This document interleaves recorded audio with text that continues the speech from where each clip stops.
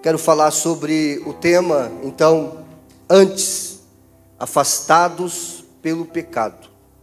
Essa é a primeira parte do capítulo 2 que nós vamos trabalhar nessa noite. A outra parte, então, como eu disse, na noite de amanhã, se assim o Senhor permitir. Mas antes, precisamos entender o que está sendo ensinado no capítulo de número 1. Porque se nós não entendermos o que está sendo ensinado no capítulo de número 1, nós não vamos entender o capítulo de número 2.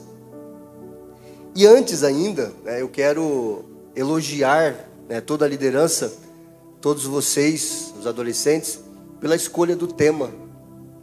Porque é um tema extraordinário. Extraordinário.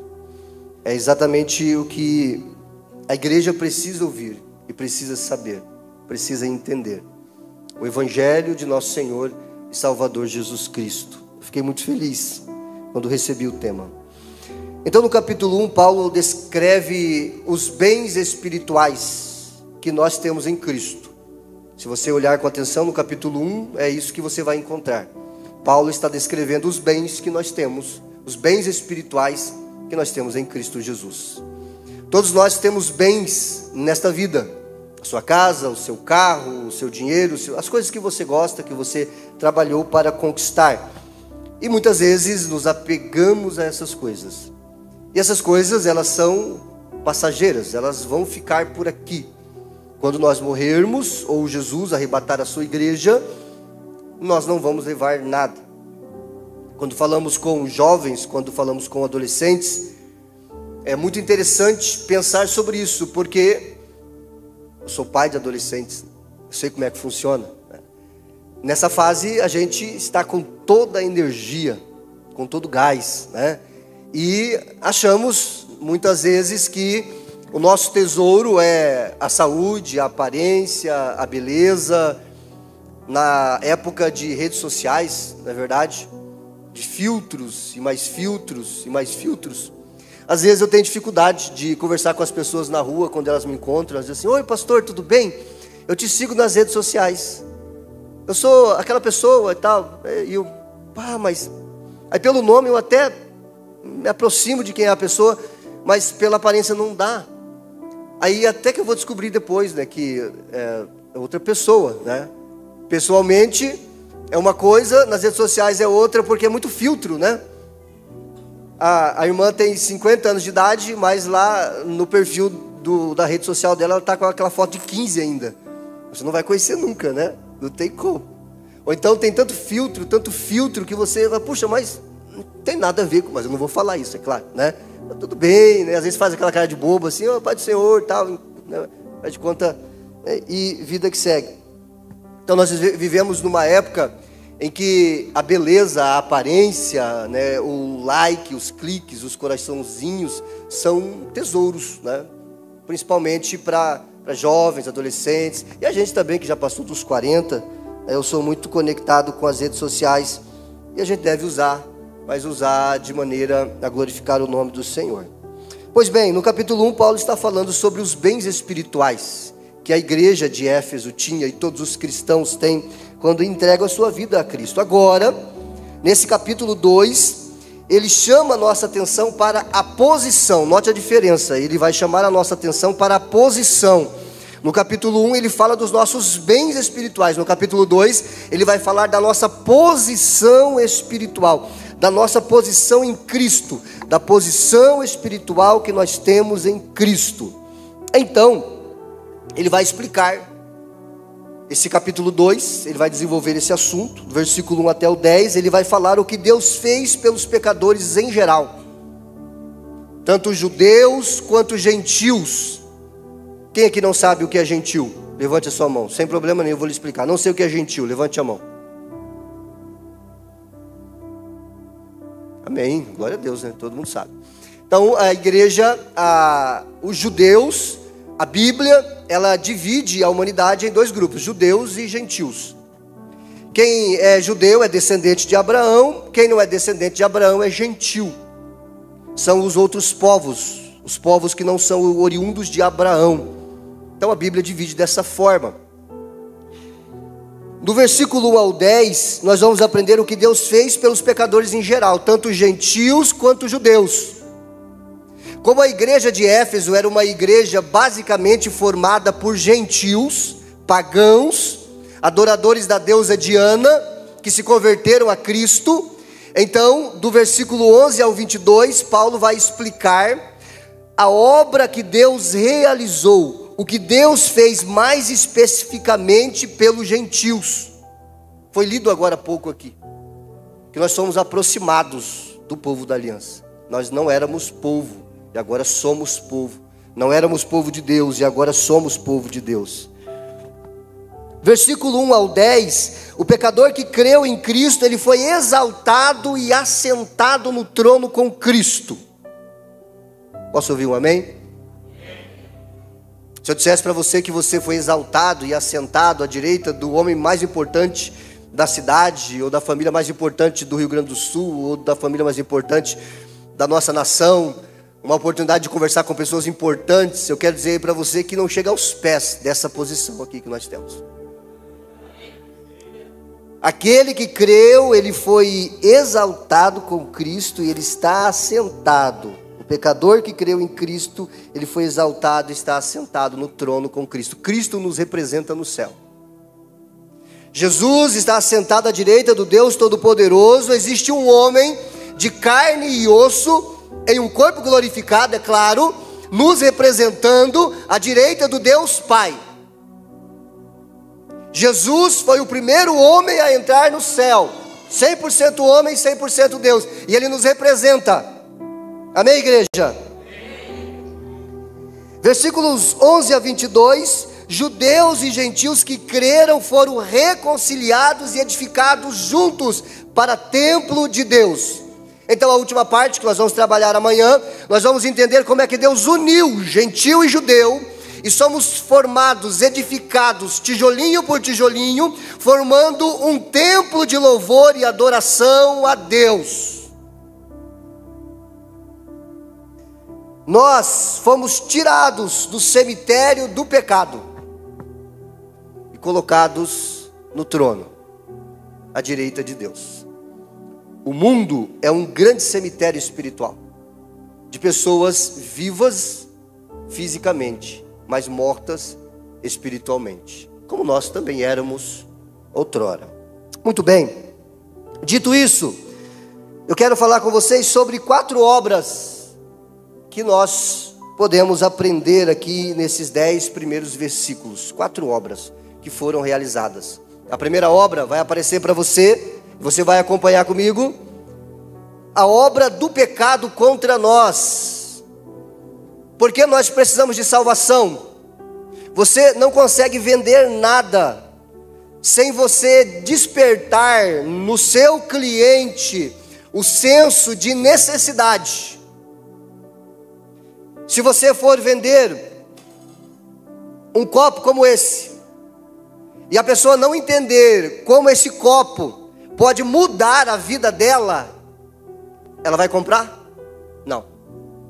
A pessoa tem que entender que existe uma necessidade. Ela não vai conseguir por muito tempo levar a água até a boca com as mãos. Esse copo vai mudar a vida dela. Esse copo vai facilitar a vida dela. Então você desperta uma necessidade. Você mostra para aquela pessoa que tem um problema e que você pode resolver esse problema vendendo esse copo com ela. Esse copo para ela, para que ela possa então beber a sua água. Não há como pregar o verdadeiro evangelho de Jesus Cristo sem você mostrar a necessidade que as pessoas têm. O pecado, ele fez uma obra contra nós. O pecado realizou uma obra contra nós, versículo 1 ao versículo 3, é isso que Paulo vai dizer. Nós estávamos mortos por causa dos nossos pecados, delitos, desobediência. Paulo está dizendo que o pecado realizou uma obra contra nós. Estávamos mortos. Você não prega o evangelho para as pessoas dizendo que elas estão vivas espiritualmente. Se elas estão vivas espiritualmente, elas não têm necessidade de novo nascimento. Você não prega o evangelho dizendo para as pessoas que Deus vai restaurar o casamento daquele casal, porque não é assim que prega o evangelho. Você não prega o evangelho dizendo que se a pessoa vir para a igreja, Jesus vai curar ela. Mas Jesus não cura? Cura, mas não é assim que se prega o evangelho. Pregamos o evangelho mostrando para as pessoas, ensinando para elas biblicamente que elas têm um problema, que elas estão mortas espiritualmente, que elas não têm relacionamento com Deus, que elas não têm conexão com Deus, que elas estão afastadas de Deus. Tá, pastor, mas isso vai ofender as pessoas. Exatamente. Se você nunca foi ofendido pelo evangelho, não foi o evangelho que você ouviu. Porque o evangelho ofende. O evangelho diz que eu sou um miserável pecador e que se eu morrer desse jeito eu vou para o inferno. Isso ofende. Mas ofenderam Jesus. Então nós também podemos pregar o evangelho, e quem quiser se sentir ofendido, nos perdoe, que se sinta. Porque não existe outra forma de pregar o evangelho. É necessário que a pessoa entenda que ela tem um problema, que ela está morta, que o Deus dela é o ventre dela, é ela mesmo, que existe uma necessidade. Essa morte, ela é espiritual. Nós não entendíamos a Deus, nós não apreciávamos a Deus, as coisas espirituais, nós não éramos amigos de Deus. Eu me converti com 21 anos de idade. Eu entrei na igreja ateu. Eu fui ateu dos 16 aos 21. Eu entrei na igreja ateu, forçado por alguns amigos. Fui só para agradar. Sabe o que aconteceu? Eu nasci de novo. Jesus me pegou. O Espírito Santo me deu vida espiritual. E eu criei. Naquela noite do dia 14 de abril de 2005, ouvindo a mensagem do filho pródigo, eu dizia para mim mesmo: não é possível, esse pastor me conhece. Porque o pródigo era eu. Eu era o pródigo. Recebi vida espiritual. Antes disso eu odiava Deus. Eu não tinha amor por Deus. Eu não queria estar perto de Deus. Eu perseguia crente. E hoje eu sou um pastor. Olha como é que Deus faz. Deus faz essas coisas, né? Assim como a pessoa fisicamente morta, ela não reage aos estímulos aplicados ao corpo, a pessoa morta espiritualmente também não reage. Ela precisa de uma ação de Deus nela. Já falou de Jesus para alguém com muita propriedade e pensou assim: não, agora vai, agora essa pessoa vai se converter. Aí você percebe que ela não entendeu nada. Você pergunta para ela: e aí, você entendeu? Ela, Não é na força da sua oratória, não é com palavras bonitas. Pode até ser, mas não são as palavras, é o poder do Espírito. A Bíblia diz que é Ele quem convence. Eu já cansei de ouvir dos meus irmãos lá em Três Passos, onde eu pastoreio, jovens principalmente: pastor, eu não consigo convencer a pessoa. Desista, você não vai. Como assim? É o Espírito Santo que faz isso, rapaz. A sua função é falar, é o que você tem que fazer. Para de tentar convencer as pessoas. Para de se frustrar quando as pessoas, elas viram as costas, elas não querem ouvir. A culpa não é sua, é o Espírito quem convence. Faz a sua parte e continue orando pela pessoa. Amém? Continue orando pela pessoa. O interior da pessoa inconversa, da pessoa não salva, está morto, paralisado. Ela não tem amor por Deus, ela não quer, ela não deseja. O incrédulo, ele não está enfermo, ele está morto. Ele não precisa ser reanimado, ele precisa ser ressuscitado. Você não vai dar um choque nele ali para reanimar ele. Não, não é isso, ele está mortinho espiritualmente. Ele precisa de ressurreição. É o que a Bíblia chama de novo nascimento. Quando Jesus conversava com Nicodemos, Nicodemos era religioso, sim ou não? Eu perguntei para vocês quando eu cheguei se vocês gostavam de Bíblia, se vocês eram bons de Bíblia. Vocês disseram assim. Ainda está assim? Nicodemos. Jesus conversava com Nicodemos. Nicodemos era uma pessoa religiosa, sim ou não? Ele conhecia toda a Bíblia, o Antigo Testamento da época, sim ou não? Conhecia. Ele era alguém de autoridade na sociedade, bem visto por todos? Sim ou não? Ele era salvo? Ele era um crente? Não. Jesus falou para alguém de alta posição, olhou nos olhos dele e disse assim: você tem que nascer de novo. Jesus disse para ele: você está no cemitério espiritual do mundo. Ah, mas eu sou mestre em Israel, não interessa. Ah, mas eu nasci na igreja, o diabo nasceu no céu. Não quer dizer muita coisa. Nascer na igreja é uma vantagem. Nasci na igreja, sou filho de crente, legal. Mas filho de crente também tem que nascer de novo. Amém? Filho de crente não é crente. Ele é crente quando ele se converte, quando ele entende o evangelho. Quantas vezes eu já tive que ouvir de pessoas chegando e batendo no peito, dizendo: pastor, mas eu nasci na igreja. Glória a Deus, que bênção, né? Muito bom isso. Uma vantagem. Mas os frutos daquela pessoa não condiz. O estilo de vida daquela pessoa não condiz com o estilo de vida de um cristão. Ela só nasceu na igreja, mas ela nunca nasceu de novo. Ela ainda está morta no cemitério espiritual do mundo. É um Nicodemos dentro da igreja. Ainda não nasceu de novo. O mundo, repito, é um grande cemitério espiritual, cheio de pessoas que mesmo vivas estão mortas. Então o que nós aprendemos no versículo 1? Aprendemos que estávamos mortos. O que nós aprendemos no versículo 2 e 3? Que nós recusávamos a obedecer. Nós não queríamos obedecer. O homem morreu espiritualmente quando desobedeceu à vontade do Criador lá no jardim, lá no Éden. Qual era a ordem de Deus? Não coma do fruto. Conhecimento do bem e do mal. O diabo, o enganador, foi e enganou então Eva. E Eva comeu do fruto e levou para o seu marido. O diabo estava dizendo basicamente em Gênesis 3 e 4 que Deus era mentiroso, que Deus estava privando eles de algum prazer, que Deus estava privando eles de alguns privilégios. E então acreditaram. O pecado entrou na humanidade. O homem desobedeceu, o homem foi tentado e desobedeceu. E eu ouvi isso aqui hoje também, fiquei muito feliz. Glória a Deus pela vida de vocês, irmãos.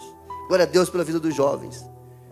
As três forças que lutam contra nós para nos fazer desobedecer a Deus, que nos estimula a desobedecer a Deus. Primeiro, o mundo. Existe um sistema governado por Satanás.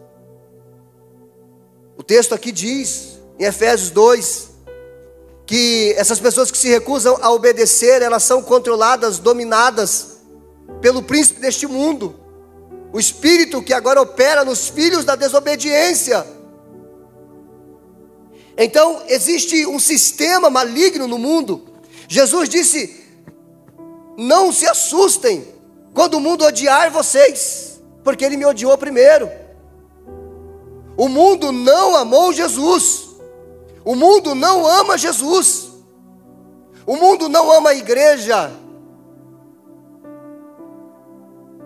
Não se assustem. É só você olhar para as Olimpíadas. Quem acompanhou aquilo? Acompanharam? Existe amor pelo povo de Deus naquilo? O sistema, olha para o Rio de Janeiro. Show que aconteceu lá enquanto o Rio Grande do Sul aqui estava cheio de água. Existe um sistema que odeia a Deus. Não se iludam. Não se iludam. O mundo jaz no maligno. Quem é amigo do mundo se constitui inimigo de Deus. Pastor, mas isso é muito forte. Exatamente. Exatamente. Não há como vivermos no meio termo, em cima do muro. O mundo jaz no maligno. Romanos capítulo 12, versículo 2. Paulo vai nos ensinar a não nos conformarmos com este mundo, mas transformai-vos pela renovação do vosso entendimento, para que experimenteis qual seja a boa, agradável e perfeita vontade de Deus. Como é que eu renovo a minha mente? Não é renovar os meus bíceps, não é renovar o meu tanquinho, não é renovar o meu peitoral. É a mente. É aqui que a batalha acontece. É aqui que a luta acontece. É aqui que vocês, meninos e meninas, adolescentes, que estão entrando aí no ensino médio, é aqui que a luta vai acontecer e acontece. Quando vocês chegarem na faculdade, quando vocês forem lidar com professores que têm uma mentalidade totalmente mundana, pagã, e tentarem convencer vocês, converter vocês para o sistema, para o mundo e se afastar de Jesus. Quantos jovens eu vi se perdendo no ensino médio? Quantos jovens eu vi se perdendo indo para a faculdade? Eu tenho um pastor que a filha dele foi para a faculdade e virou ateia. Cresceu na igreja, filha de pastor. A faculdade engoliu ela, consumiu ela. Nós somos diferentes. Nós somos luz do mundo e sal da terra. Vocês serão provados no fogo, no ensino médio, na faculdade. O que é que vai fazer a diferença? O que vai determinar se vocês vão cair ou ficar em pé? O quanto vocês conhecem da palavra de Deus, o quanto vocês amam a Deus, e o quanto vocês vivem e obedecem a palavra de Deus. Hoje vocês estão aqui nesse congresso maravilhoso. Maravilhoso, coisa linda. Estou muito feliz de estar aqui com vocês. Mas o diabo não está contente. Ele governa esse mundo. A primeira força é o mundo. A segunda força que nos estimula a desobedecer é o diabo. Efésios 6, do 11 ao 2, vai falar sobre ele. Príncipe das potestades do ar. Ele não está contente de forma alguma. Olha quantos jovens aqui. Tem o quê? 80? 100? Quantos? 50, profetizei então, né? Amém, vai dobrar. Vai para 80, vai para 100. Amém. Com certeza lutas virão. Desafios virão. Ah, mas a galerinha da escola vive assim. Eles não conhecem a Cristo, eles estão mortos. Vocês conhecem. Nós conhecemos. É nossa responsabilidade brilharmos. Somos luz. Somos o sal da terra. A terceira força que nos estimula a desobedecer, talvez é a mais forte delas: a carne, a natureza humana. Coloque a mão no seu coração assim. Diga assim: sou eu. Diga assim: o meu maior inimigo sou eu. A carne. Isso aqui. Hormônios não se convertem. Sabiam disso? Hormônios não se convertem. Vocês estão numa fase de muita mudança. Os hormônios aflorando. Eles não se convertem. Nós precisamos matar a carne. Não, mas não dá assim para tipo deixar ela um pouquinho fraca assim, de repente, não, tem que matar a carne. Nós precisamos entender que o que está escrito lá no Salmo 51, verso 5, quando Davi, ele diz que em pecado ele foi gerado, em pecado ele foi concebido, e assim ele nasceu. Quando Paulo vai falar da natureza humana, na carta aos Romanos, que o bem que ele não quer fazer, ele não consegue. O bem, o mal que ele não quer fazer, ele acaba fazendo. O bem que ele ama, ele não consegue fazer. Eu quero obedecer, eu quero fazer a vontade de Deus, eu quero me submeter a Deus, mas a minha carne, eu quero orar, mas dá sono. Eu quero ler a Bíblia, mas a Netflix não deixa. Eu quero ler a Bíblia, mas os Reels, né, o TikTok da vida. Até as crianças, meu filho tem 11 meses, quando ele vê o celular, ele já... Não, você não vai mexer nesse negócio, rapaz, para com isso. Tem muita coisa concorrendo com o nosso tempo. Aí a gente não tem tempo para orar, para jejuar, para ler a Bíblia, para matar a carne. Essas três forças nos estimulam a desobedecer o mundo, o diabo e a carne, e por conta dessa realidade, somos merecedores da ira de Deus. Esse é o problema.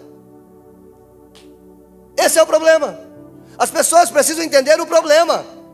Se você não entende o problema, deixa o tempo de vez em quando para mim aqui, para mim saber onde é que eu estou.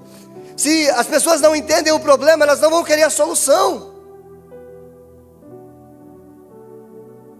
Se a pessoa que está doente, o médico não fazer o exame e diagnosticar e dizer: esse é o seu problema, você precisa de tratamento. Se o médico não disser isso para ela, ela não vai querer o remédio.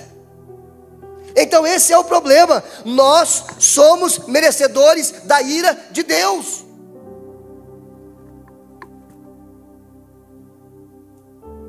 Aí, algumas pessoas oram assim, né? Eu acho bonito quando as pessoas oram assim: Senhor, me dá o que eu mereço. Cuidado quando você pede para Deus o que você merece. Se Deus só me dá o que eu mereço, você acha que eu vou para onde?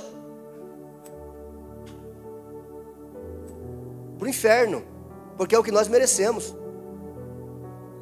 A Bíblia está dizendo que nós desobedecemos, nos recusamos a obedecer. Porém, chegamos no versículo 4 a 9. Agora vem a notícia boa. A gente não pode ficar só com notícia ruim. O Evangelho nós pregamos com duas notícias: uma notícia ruim e uma notícia boa. A notícia ruim é: vocês estão mortos, nós estávamos mortos. Tá, mas qual é a notícia boa? Versículo 4: mas Deus.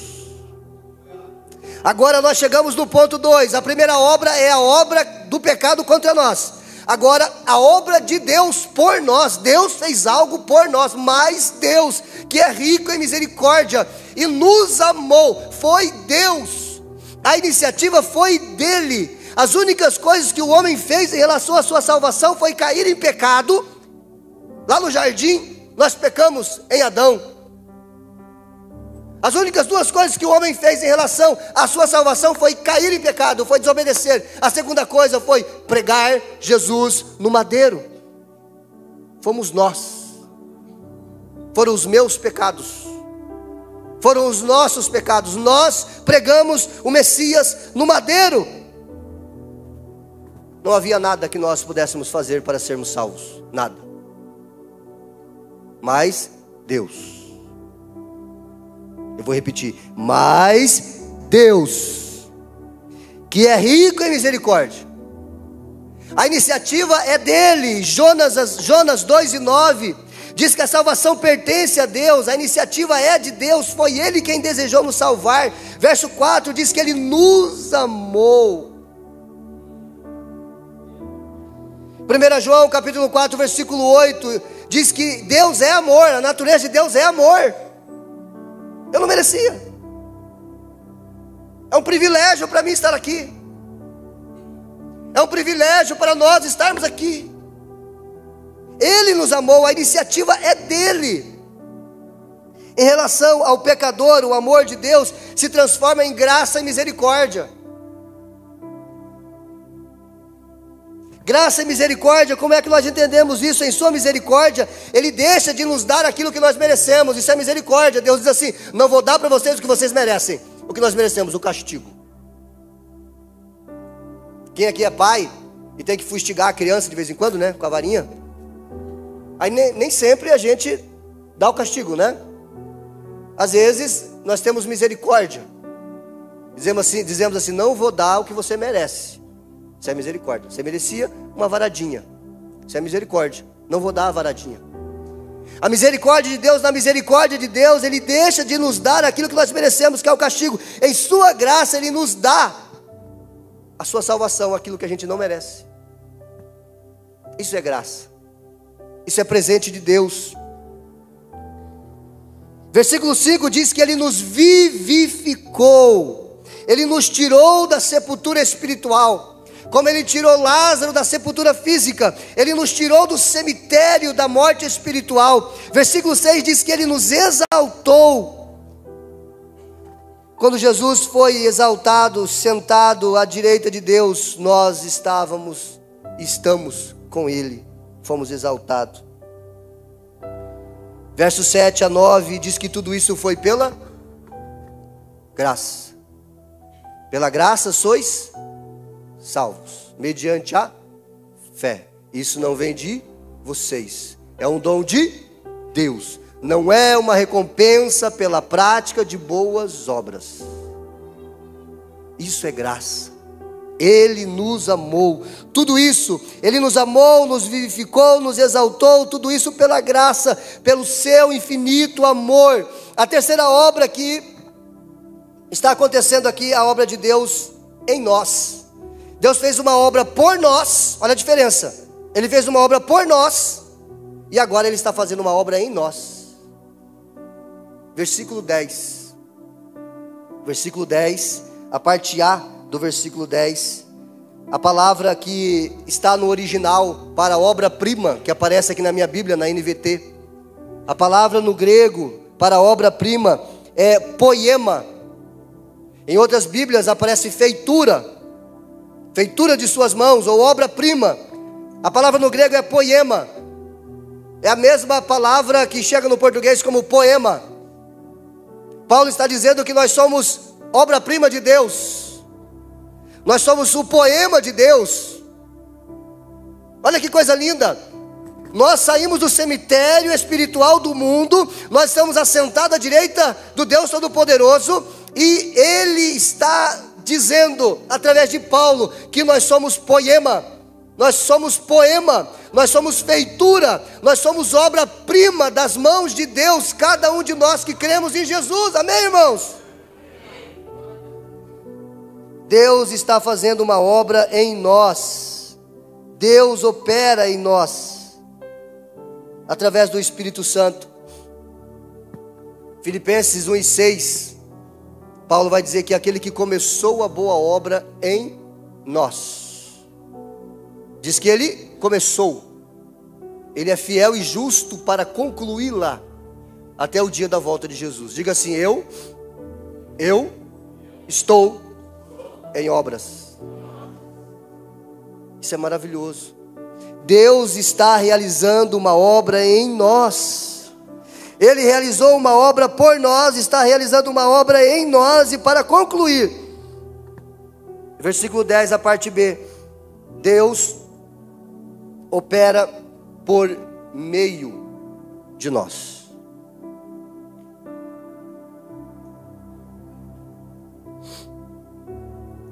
O texto vai dizer no final do versículo 10 que nós somos criados em Cristo para as boas obras. Não são as boas obras que salvam, mas o salvo, ele foi salvo para as boas obras. As boas obras são a evidência de que eu saí do cemitério espiritual do mundo. E é interessante que essas boas obras, elas já foram preparadas por Deus antes. Sabe por que Deus faz tudo por nós? Porque a gente é orgulhoso. Se tiver qualquer coisinha que é eu que faço, a nossa natureza humana vai querer dizer que também, né? Se não fosse eu. As boas obras que nós realizamos, nós só realizamos porque Deus já preparou tudo para nós. Então não há espaço para o orgulho. Foi o orgulho que derrubou Lúcifer do céu. Na igreja não tem espaço para orgulho. No céu não entra orgulho. A salvação em nós é uma obra de Deus do início ao fim. As boas obras que nós realizamos, nós só as realizamos porque Deus já planejou tudo para nós. Ele já preparou para nós. É por isso que nós temos que dar glórias ao nome de Jesus. É sobre Ele, não é sobre eu, não é sobre mim, não é sobre você, não é sobre o pastor, não é sobre a liderança, é sobre Cristo. A canção que vocês cantaram hoje aqui, a canção que fala sobre o fio que se rompeu, né? Eu olhei aqui, está conectado. Agora está conectado. Antes estávamos afastados pelo pecado, mas Deus está realizando uma obra. Ele realizou uma obra por nós, em nós, e agora por meio de nós, nós somos salvos pela graça. No versículo 2, é dito que o diabo opera no coração daqueles que se recusam a obedecer. Mas no versículo 10 é dito que somos salvos para realizar as obras que Ele de antemão planejou para nós. Ou seja, Deus através de nós, através de vocês, através da igreja, está realizando uma obra no mundo, na escola, na sua família, lá no futebol, seu grupo de amigos. aquele meio que você frequenta para atrair as pessoas, para se conectar com as pessoas. Por exemplo, eu gosto de tênis de mesa. Outros gostam de pádel. Eu gosto de tênis de mesa. Tem alguém aqui bom em tênis de mesa? Não? Vocês têm mesa aqui na igreja? Ainda não. Pai. Lá, irmãos, uma mesa de... Tem? Ah, tem ou não tem? Agora fiquei na dúvida. Ping-pong. Ping-pong, tênis de mesa. Eu já vi que você não entende nada, né? Para se conectar com as pessoas. Sabe o que eu faço lá em Três Passos? Eu vou para as escolas jogar tênis de mesa, ping-pong, com a gurizada. Me conectar com eles. Aí eles dizem assim, mas o pastor é meio doidão, né? Diferente. Joga tênis de mesa, se conecta com a gente. E uma vez ou outra o Espírito Santo acaba convencendo e trazendo para o seio da igreja. E trazendo para o seio da igreja. E trazendo para o seio da igreja. Deus está realizando uma obra no mundo por meio de nós, meus irmãos. Amém? Quero concluir fazendo um balanço pessoal.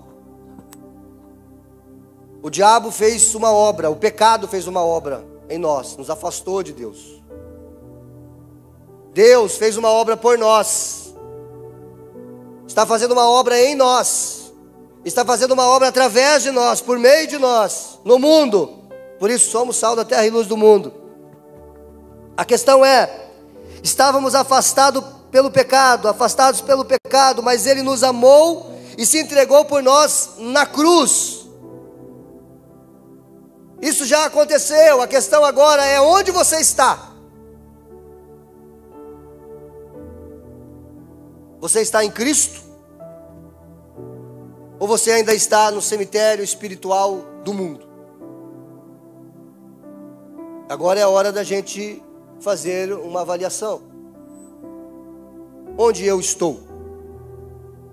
Eu ainda estou morto espiritualmente? Estou no cemitério espiritual do mundo? Não entendo a Deus, não amo a Deus. Eu até gosto da igreja, das músicas, da galera, da conexão, das luzes. É tudo muito legal, mas não passa disso. Continua morto espiritualmente. Ou você está em Cristo? Onde você está agora? Você está debaixo da obra do pecado ou debaixo da obra de Deus? Onde você está agora? Como é que eu sei? Você sente Deus agindo em você? Você ama mais a Deus hoje do que ontem? Você se constrange diante de Deus quando você peca? Se sente a pior pessoa da face da terra quando você peca? Essa é a reação do cristão quando peca. E corre imediatamente aos pés de Cristo e se arrepende, pede perdão e busca ajuda na liderança ou em alguém mais experiente para te ajudar, para discipular você, para que você vença esse pecado. Ou existe um prazer no pecado? Onde você está? Você sente Deus agindo dentro de você? Se ainda não, você sente Ele te chamando hoje? Você sente Ele te chamando hoje para esse relacionamento? Ele está dizendo assim, você entendeu que você está morto? Essa é a mensagem ruim? Não tem o que fazer, a única forma é ressuscitar você. Para isso você precisa crer. A Bíblia nos mostra o problema, aí Ele vem com a solução. Mas Deus, que é rico em misericórdia, Ele nos amou tanto, tanto, tanto. João 3,16. Deus amou o mundo de tal maneira que deu o seu Filho unigênito para que todo aquele que nele crê não pereça, mas tenha a vida eterna. Onde você está agora? Você sente Deus te chamando? Você sente Deus chamando você para fora? Ei, Lázaro, vem para fora, eu tenho uma nova vida para você. Ei, Lázaro, vem para fora, eu tenho esperança para você. Ei, Lázaro, vem para fora, chega de morte espiritual, agora a vida para você.